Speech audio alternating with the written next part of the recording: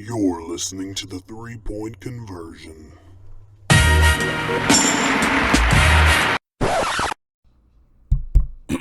Let's try that again. Welcome to the 3-Man Blitz.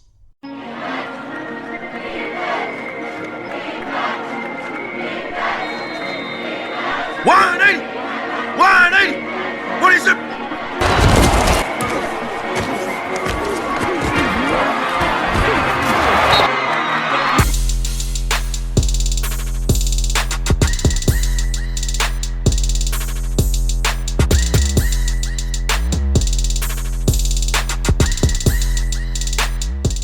Check us out at 3manblitz.com. Also at 3Man Blitz on Twitter and all the platforms, Spotify and also YouTube. Yes, sir.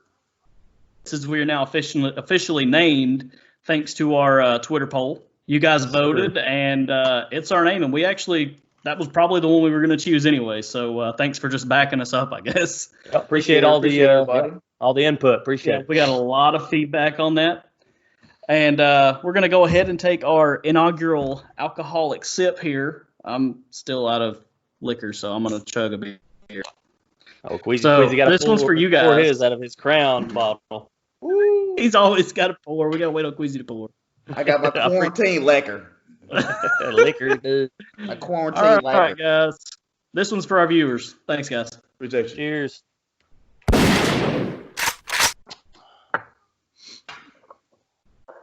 Woo. There we go. There we go. All right. Well, this episode is going to be about NFL schedules. And, of course, we're all really, really looking forward to week one. I know the three of us are. It's what we've been talking about for weeks now. And so we've got a schedule out, and we are going to go ahead and talk about our three favorite week one games. And then we'll move on to what we've analyzed as the hardest and weakest schedules to come. And then at the end, we're going to give you our AFC and NFC Championship predictions. So, Jeremy, if you want to go ahead. I will take it off. All right, so what I have is the most interesting game week one is actually the first game that kicks off the NFL season. So you've got the Super Bowl winning Chiefs.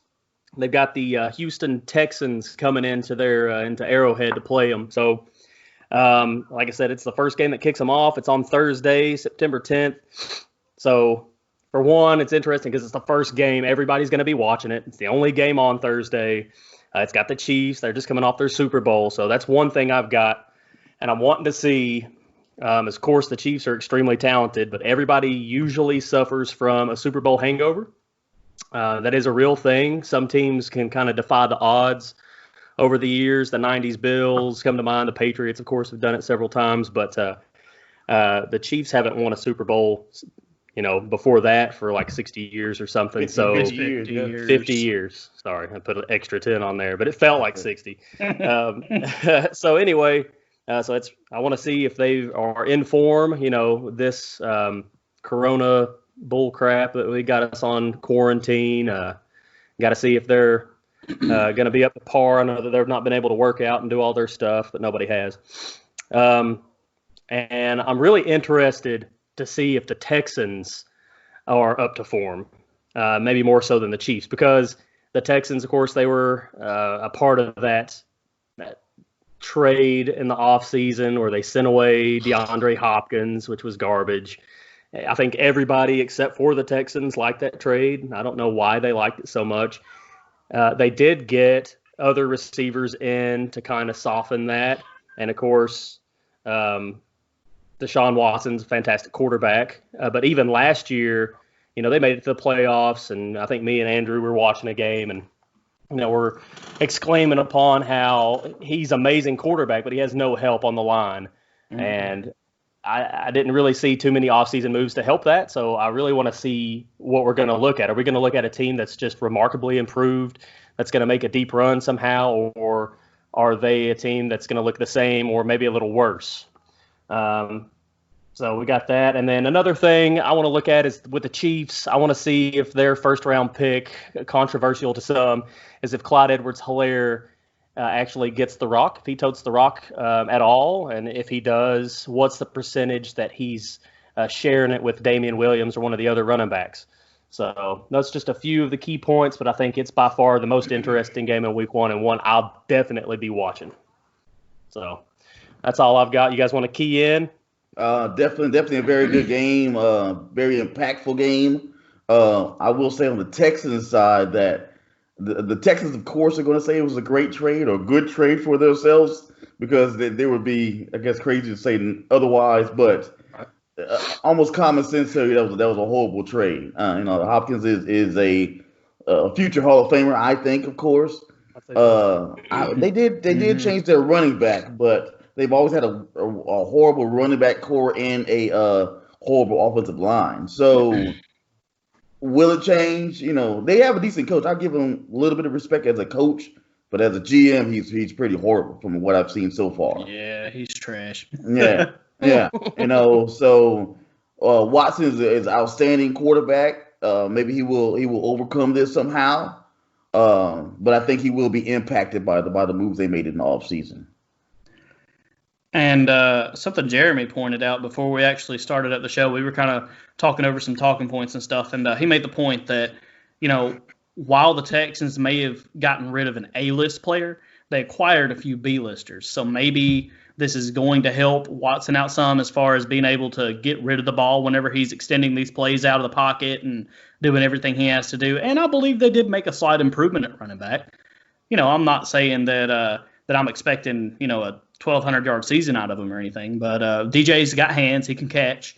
So whenever the pocket breaks down, and Watson needs to dump it off, sure, he's there. But do these guys, all these, guys that they acquired, these receivers, this running back, do they really outweigh DeAndre Hopkins?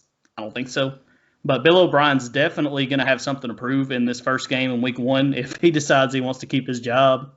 So I'm interested in this game as well. Yeah, it'll be a good one. It's a great game to start off the season, I'll tell you that. Definitely, man. Oh, and by the way, if you plug that same trade into Madden, no dice. They won't do it. Neither way. So What?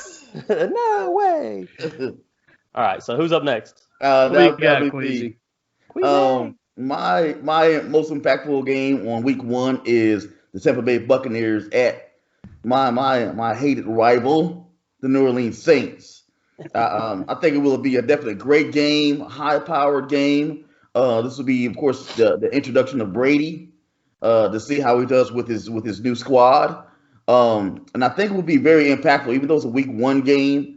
I think it will help to determine the direction that these teams are going, to see how strong the Tampa Bay Buccaneers really are, and to see if Breeze still has what he usually has, and how strong they can be. Because I do think the potential there for the Saints is Super Bowl bound, as almost every year with Breeze. So again, this to start off great for either one of these teams will help impact probably the rest of the season, because it always comes down to one or two losses throughout the season that can impact the team, especially one of those top teams like that. So you got to start off real good. So to have a game like this, high powered, it could be on paper, it could be a high scoring game. Good. Great wide receivers, great core, so great quarterbacks, both future Hall of Famers.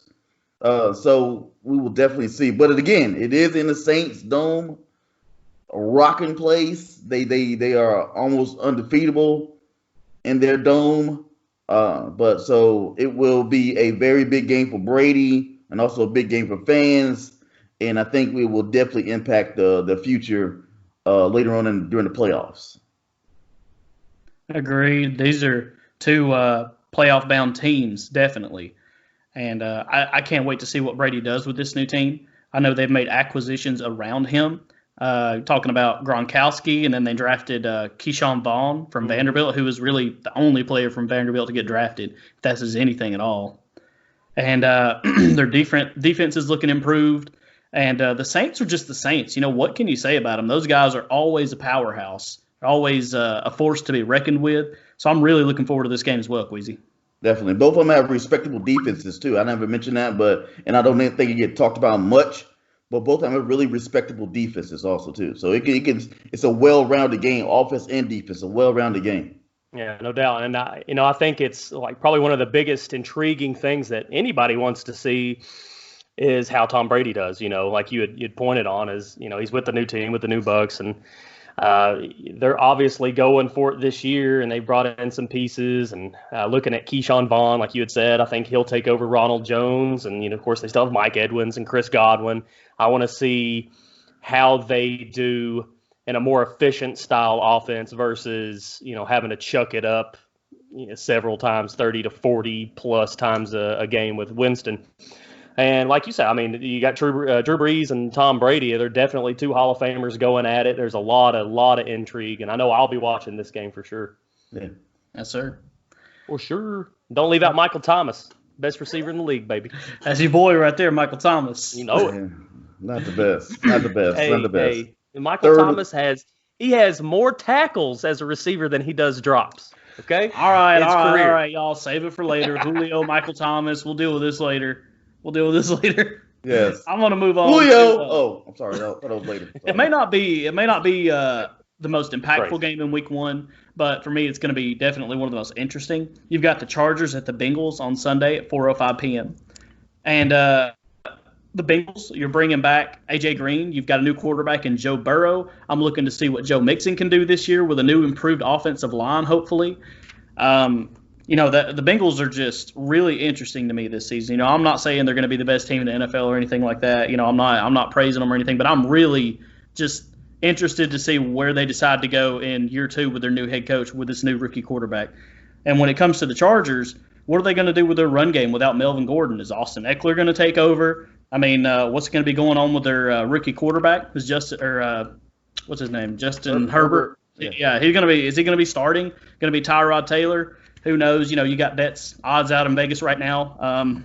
I can't even tell you what I think. I think Herbert will start, but I don't know if it'll be Week 1 or not. But I guess we'll find out. But I'm really interested in this game. Gotcha, man. It will be a great game. I do want to see where Mixon goes from here. I think he had a great season last year, and so I want to see how impactful he will be this year. As far as the quarterbacks for the Chargers, I definitely think it would be Herbert. I don't think Tyrod Taylor is a slouch. I think he's a great quarterback that will lead them to the playoffs if he plays. But I think if you draft a quarterback in the first round and he's healthy, you're going to play him. And people are going to want to see him. So I think he will play. Keenan Allen, you got to still see how much he has in the tank. I think he's a great wide receiver. So it would be great to see him too. And their running back core, Eckler did his thing, but he was pretty much their only option at running back. So he had no option but to do his thing. But it will be a great game to see. I don't think the Cincinnati Bengals will do anything this year, but it'll still be fun to see them. Yeah, and it's funny, looking through some message boards and stuff, the Chargers people and some fantasy people, they really like Joshua Kelly, that running back out of UCLA that the Chargers took. He'll have to do really well, and like I said earlier, with the COVID-19 stuff, and everybody's not getting to go work out and go into it, so it'd be really interesting to see if he actually even gets to have the chance to carry the rock over Austin Eckler or Justin Jackson. But I think the most intriguing thing for me in this matchup is, of course, just Joe Burrow. I want to see how he spins it. I want to see how he handles the situation. I want to see everything. I want to see his first pass, his first snap under center. Exactly. I want to see how his stats look. Is he going to throw like some crazy rookie breaking like 6 touchdowns in his first game ever or something crazy? Yeah. I mean, it could happen. He's extremely talented. Who knows? And, of course, like it touched on, A.J. Green's back. I want to see how he does. And I want to see T. Higgins, Clemson wide receiver. I want to see him step in. I want to see where he's at. Are they putting him in the slots? There's just a ton of stuff. And, we could probably pick a ton of games from Week 1 and pick it apart. And it's very interesting. I think we're all sports deprived right now. And but these few games right here definitely get me going and excited. Yeah, I want to see some hitting, maybe. Week 1 cannot get here soon enough, man. Yeah, I'm sorry. It'll be nice to see that Chargers defense against them too, because they will always have innovative defense. So they're known to move around pieces and put people at the abnormal places to affect the defense. So we'll see how Burrow adapts to that. No doubt. And, I'm looking at we're less than 4 months now. 4 months sounds like a lot, but it's really not, It sounds like a lot, but it's not. I mean, before you know it, we're going to be settling down on our couches or at a bar or wherever we're going to watch these games. And we're going to see them, and we're going to, hear all the noises. Hopefully there's crowds, and we're going to see the coin flip and all that crap. And I'm super stoked. Yes. Super stoked. I'm ready. Well, you take that same energy and you roll us into your hardest and easiest schedules, Jeremy. Let's see what you come up with. I got you. So, we went through some of the NFL schedules today, and, we took and did our wins and losses and all this. And what I looked at was, first of all, how good do I think the team is, and then you look at the talent on the roster, blah, blah, blah. And what I came up with is the hardest schedule that I have right now is the Texans. So the Texans, like I said, they have a roster that looks like it's in question if they're really trying to build something there. But when I go down the schedule, I mean, they start out with just a mauling first month. I mean, they start at the Super Bowl defending Chiefs. They have to go to Arrowhead first game. That's tough, man. That's tough for any team. Then they follow that up with the Ravens, okay, at home. Then they have to go to Pittsburgh with Ben Roethlisberger back and everybody supposedly back and ready to go. We'll see what they've got rolling. And then they have to go to the Steelers. That's always hard. And then they have the Vikings, which should be a really good team. So, I mean, that alone is just a gauntlet. And having to start with that gauntlet is just insane. And then to follow that up on the schedule they have to go to the Titans. They have the Packers. They have a Browns team that should be a little bit better, and they have to go there. They have a Patriots squad, which we can argue back and forth if they're going to be anything great, but their defense still should be good. And then they've got the Colts twice, and they have the Titans again. So when I looked at it, it was really those first 4 games. It was just like, cool. I would hate to have that starting month. It can really define their schedule. If they bust out of the gate and do really well, or even split them, they'll probably have a really good year. If they fall behind at like 1-3 or even 0-4, I mean, it might be a really tough year. Easiest schedule I look at is the Chiefs. So the Chiefs obviously have a ton of talent. They got much better in the draft, won the Super Bowl. As long as their mind's right, I'm looking down their schedule, and they've got tough games, but who doesn't? But they've got some really easy games too. Like their away games, they've got the Dolphins. They got to go to the Raiders. They got to play the Chargers, which the Chargers aren't any slouches or anything, but, that's not an extremely tough game to go to. They play the Panthers. They got cover your ears, please. They got the Falcons on their schedule, so they have the Raiders squad. And so, I'm just looking through it, and I don't see a lot of squads that should be able to match up with the Chiefs X and O wise. So as long as their mind's right, I really see the Chiefs probably having the best schedule in the league as far as win-capable games. So what you guys think? Or do you just want to go into your own? I will go into my own, but if I may mention something else too. Yep. The Chiefs definitely have one of the easiest schedules.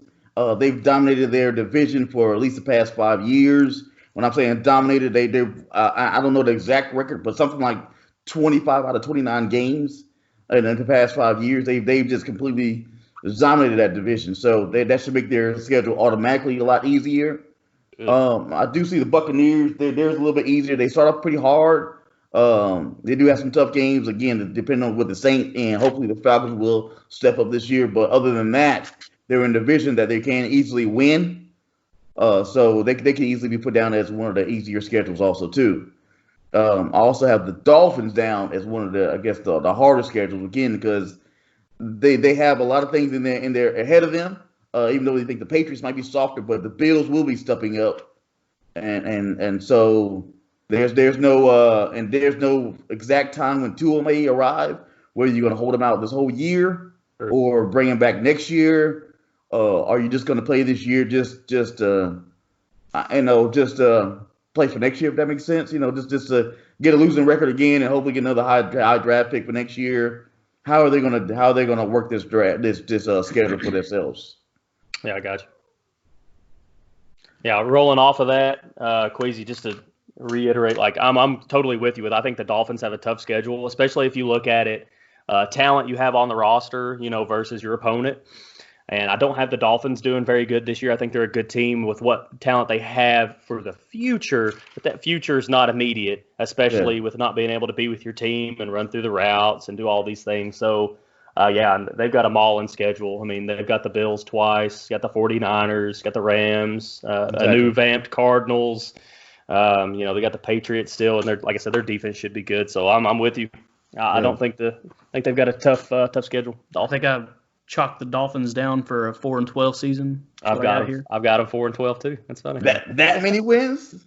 I do have them. They're going to surprise some people. I mean, they did it last year. They actually had a better record than that last year. So I think they won all 4 of the games at the end of the season. They did. They beat the Patriots in that last game. You remember that? Yeah. Mm-hmm. So Jonathan was losing his mind. He was freaking. They threw a parade and everything. I actually broke down the NFL schedule into a chart and gave teams a ranking on how strong they ended up in this chart. And as far as the Patriots go here, I've got them with a score of 20, which puts them at the hardest in their division. And I've got the Chiefs at a 14, which puts them at the weakest in their division as far as, the strength of schedule goes. So, of course, the Patriots are going to have a much harder time, especially on offense. But come to find out that my 2 hardest and my 2 easiest schedules were both in the NFC, not a single one of them in the AFC. Oh, what was it? Oh, there wasn't a bet. We just wanted to drink. Yes, sir. I was like, what did I say? No bet. So, we just wanted to drink. Unfortunately for Queasy, the Falcons came in at the hardest schedule with 23 points. And they opened with an away game at the Seahawks. And they've got the Cowboys at home, the Packers at home, Vikings at home, Saints at home, Saints away, Bucks away, Chiefs at home, Bucks at home. They are going to have a hell of a season. And honestly, I hate to say it, buddy, I got them coming out at 6-10. But real close right behind them with a score of 22, I've got the Eagles. And I've got them actually finishing the season, to my surprise even, according to my chart, 4-12. Just like the Dolphins. Yeah, yes, sir. We're definitely far apart on that one. The Bengals are my line here. They're my line in the sand. They are my 8-8 team in the NFL. They are the absolute dead center of the league, according to my chart. And they've got the Bengals, 49ers, Steelers, Ravens, Cowboys, Seahawks, Packers, Saints, Cardinals, and Cowboys again. That's a hell of a schedule. And it's bad. I don't really like the Cowboys that much. I think they're like number 15 on my chart. They're like right above the middle. I don't like their coaching situation. I don't like their quarterback situation right now, the way things are looking. But, I definitely don't have the Eagles winning this division. But even being the second best in this division just gets you a 4-12. You remember that year, last year with this division, they were nipping at the bud to see who was going to get into the playoffs, and it was like, if I'm not mistaken, they were trying to reach 8 wins. Like, they were having a hard time getting up there as a whole division. Me, myself, I've got it a little different. I got all the talent the Cowboys have, assuming that Dak gets his contract and he comes out and plays, and all of that has to go smooth, of course. I got them pretty good. I got them 11-5, and I got the Eagles at 10-6. So we got a small disconnect there between you and I. If I may interject, of course. Andrew, you are off the Christmas list, okay? So, but all jokes aside, I do think that especially with the situation that's going on with the Dallas Cowboys right now, I'm hoping that the Falcons will catch them stumbling out the gates, because they do have them, I think it's the second game, if I'm correct. Catch them stumbling out of the gate with their quarterback situation, with their coaching situation. Maybe catch them off balance and get a win right there. So, exactly. So that's one of my wins I was hoping to definitely get. Well, the teams I've got with the easiest schedule, these 2 teams tied as far as the score goes, both with a score of 13. But I gave the edge to the Bucks because they have more of the difficult teams that were on my list at home. And the Bucks are going to play the Saints away. And then they've got Packers at home, Saints at home, Chiefs at home, and Vikings at home. And those are really their only like true tests. They're really, truly difficult games of note. And I've got them going 13-3. And then, like I said, the Seahawks were right there nipping at the bud with the same score. And I've got them going 14-2, actually. And they've got the Patriots at home, Cowboys at home, Vikings at home, Cardinals away, 49ers at home, Bills away, Cardinals at home, and 49ers away. And they do have a tough schedule, but man, these guys are kind of like the Saints. You kind of count on them being up there every year. Mm-hmm. Yeah. And I scored every team at their ceiling, what they should do should they not stumble. And it's not going to be this. These teams are going to have games that they're going to lose that they really shouldn't have lost, and games that they win that they really had no business winning. But according to each team's strength, this is where they should end up. I got you. Well, Jeremy, who do you have for the AFC and NFC Championship? Yeah, so what I've got for the AFC game or the championship is the Ravens and, believe it or not, the Colts. So I actually have the Chiefs. Andrew Sherling, just take a deep breath. So I got the Chiefs as the best record in the NFL going into the playoffs at 13-3. But I think they're going to stumble in the playoffs because, believe it or not, their players are human. And I think the Colts, in no way is this me liking Phillip Rivers, but he is a step up, okay, from Brissett. And with the line they have and the running attack they should have, and their okay receivers, don't really like their receivers, I think they'll be real sneaky and get hot late. T.Y., I've never been a T.Y. guy. I've never been a T.Y. guy. Man, I don't feel Phillip Rivers, man. I don't even know that he's a step up from Jacoby Brissett, honestly. Well, if you look at it, though, okay?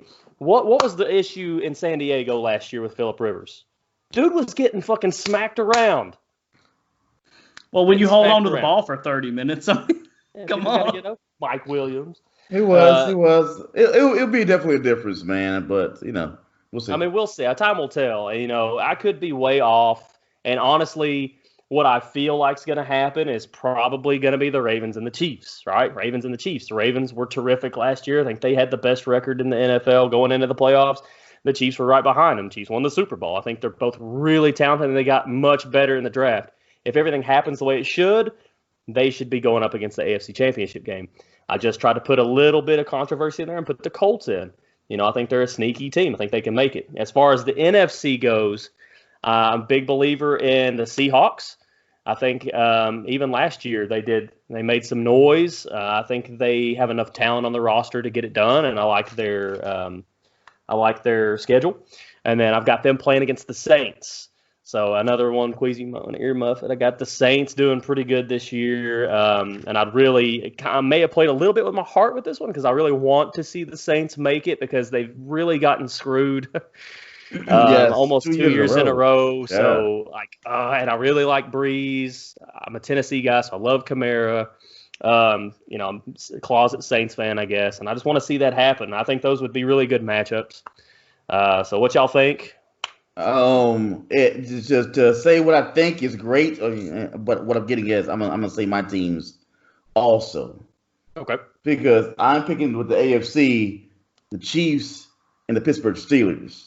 Okay. The Pittsburgh Steelers, Roethlisberger coming back, Juju Smith coming back. They're a winning organization, so they're always trying to be up there. I think no drama.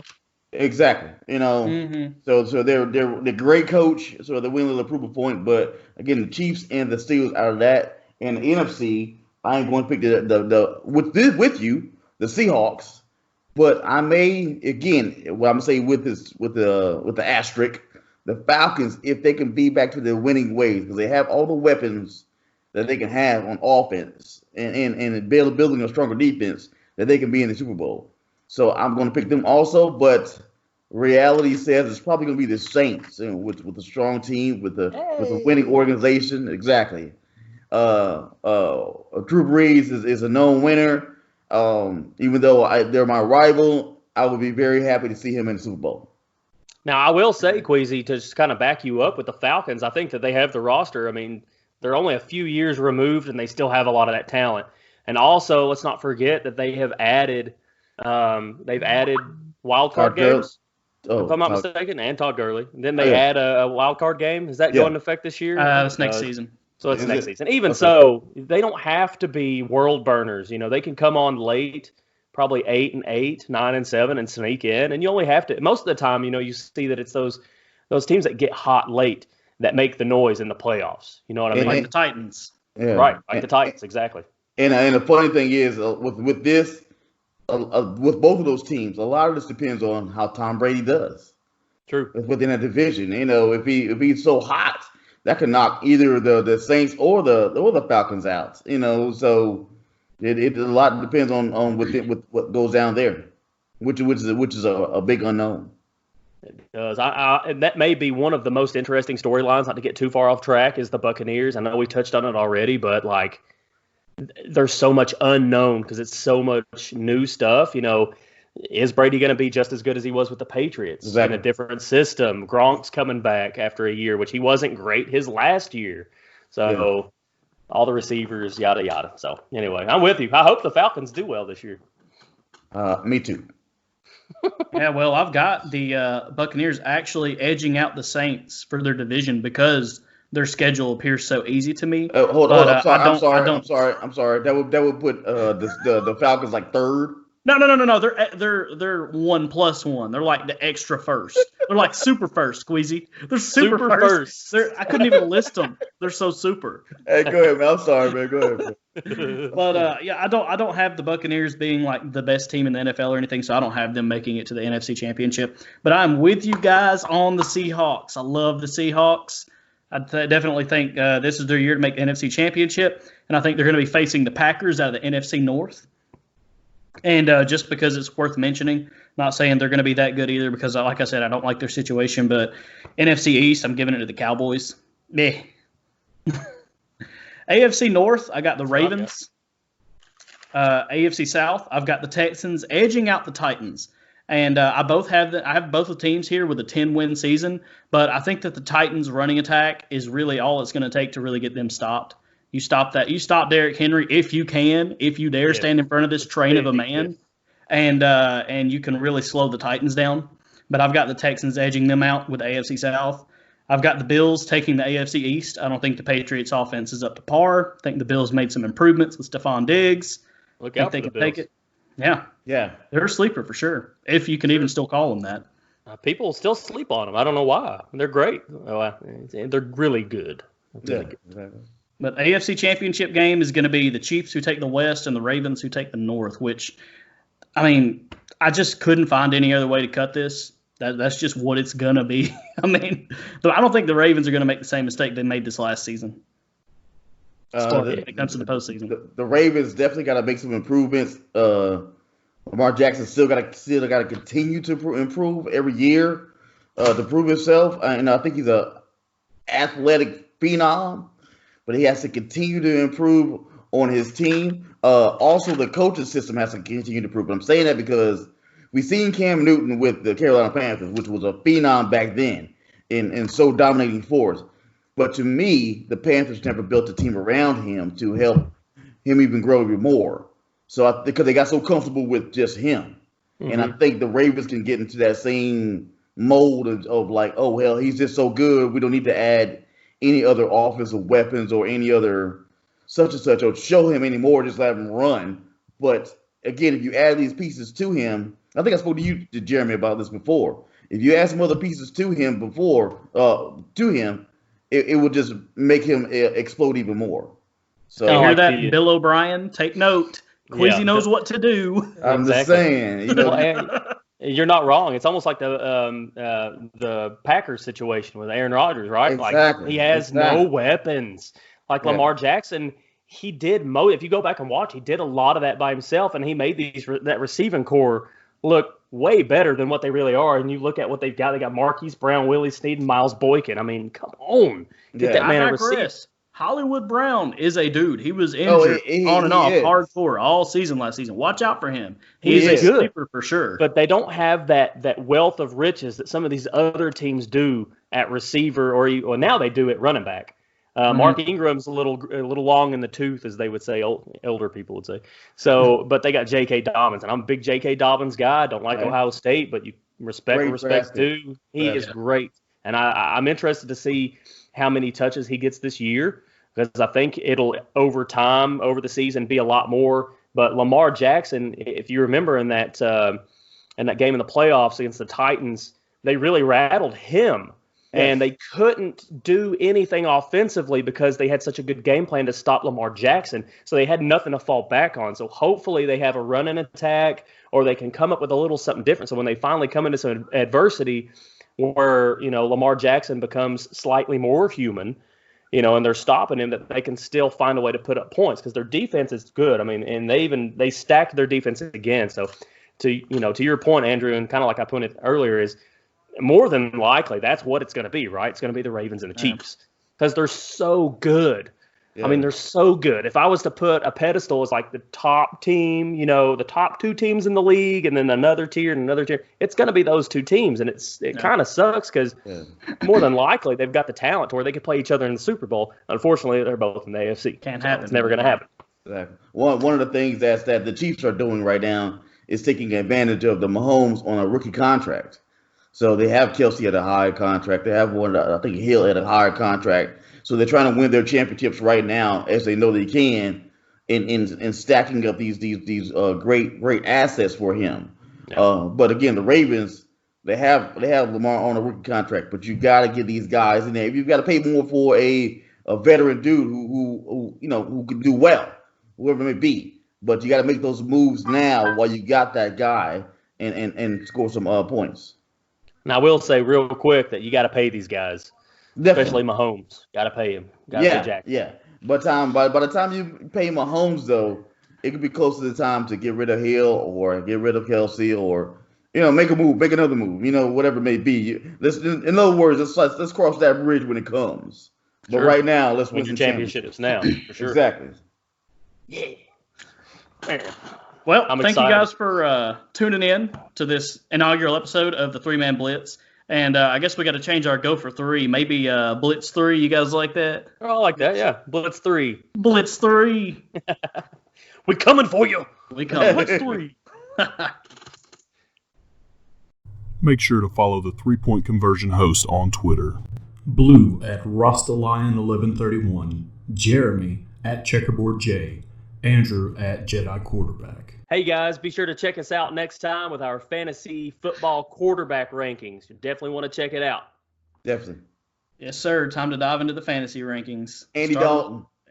Red Rocket. Hey, y'all don't go giving away my secrets.